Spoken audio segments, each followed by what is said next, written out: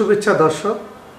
চলচ্চিত্রে কালো টাকা সাদা টাকা, অনেকেই বলেন টাকা আবার কালো এবং সাদা হয় নাকি? হ্যাঁ হয়। যারা সৎভাবে উপার্জন করেন, পরিশ্রম করে উপার্জন করেন, সেই টাকাকে মানুষ সাদা বলে। আর যারা অবৈধভাবে বিভিন্ন পন্থায় প্রতারণা করে টাকা রোজগার করেন, সেটাকে মানুষ কালো টাকা বলে। সাদা আর কালো টাকার পার্থক্য এখানে। পৃথিবীতে আপনি সারা পৃথিবীতে দেখবেন চলচ্চিত্র যারা নির্মাণ করে, এখানে মাফিয়াদের একটা হাত রয়েছে।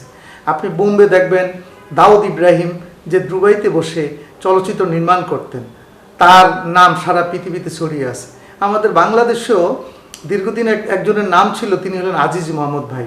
যদিও তাদের বৈধ ব্যবসা রয়েছে, অলিম্পিক বিস্কিট, অলিম্পিক ব্যাটারি, তারপরেও আজিজ মোহাম্মদ ভাইয়ের ধাবা চলচ্চিত্রের মানুষজন এবং বিভিন্ন লোকজন জানেন যে কালো টাকার মালিক আজিজ মোহাম্মদ ভাই ব্যবসা করেন।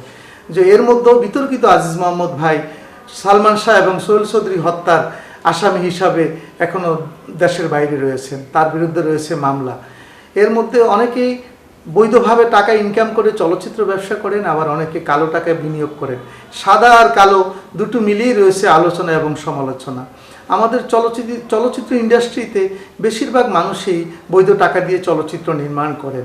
এর মধ্যে দু একটি তো অবৈধ টাকার ঝনঝনানি থাকবেও, সেসব নিয়ে আলোচনাও থাকবে, সমালোচনাও থাকবে। অনেক দিন চলচ্চিত্র ব্যবসা বেশ জমজমাট থাকলেও আজ 7-8 বছর চলচ্চিত্র ব্যবসা একবারেই নাজুক অবস্থায় রয়েছে।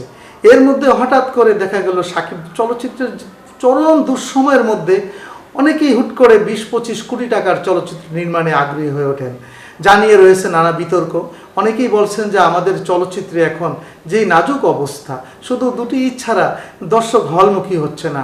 এর মধ্যে 20-25 কোটি টাকা দিয়ে যারা সিনেমা নির্মাণ করছেন, তাদের আয়ের উৎস নিয়ে রয়েছে নানা কথা। চলচ্চিত্র বিশ্লেষক সহ সমালোচকরা বলছেন শাকিব খানের বাজার এখন যে এই বাজারে 7-8 কোটি থেকে 10 কোটি টাকা উঠতে অনেক কষ্ট, তার মধ্যে 15-20 কোটি টাকা বিনিয়োগ করা, তার মানে এখানে নানান কথা উঠছে। অনেকেই বলছেন যারা কালো টাকার মালিক তারা এখন শাকিব খানের উপরে ভর করছে। অনেকেই শাকিব খানের প্রযোজক, এরই মধ্যে মুক্তি পাওয়া 2-3টি ছবির প্রযোজক বলছেন তিনি 25 কোটি 30 কোটি টাকা ইনকাম করেছেন, 26 কোটি টাকা ইনকাম করেছেন। আসলে বাস্তবে তা সত্য নয়। আপনারা লক্ষ্য করবেন সিনেপ্লেক্স টিকিট বিক্রি করে 600 টাকা, সেই টিকিট প্রডিউসার পাচ্ছে মাত্র 80 থেকে 90 টাকা। মধুমিতা সিনেমা হল টিকিট বিক্রি করে 300 টাকা, প্রডিউসার পাচ্ছে মাত্র 30 টাকা। তার মানে কত হাজার হাজার লক্ষ লক্ষ দর্শক দেখলে 1 কোটি টাকা হবে।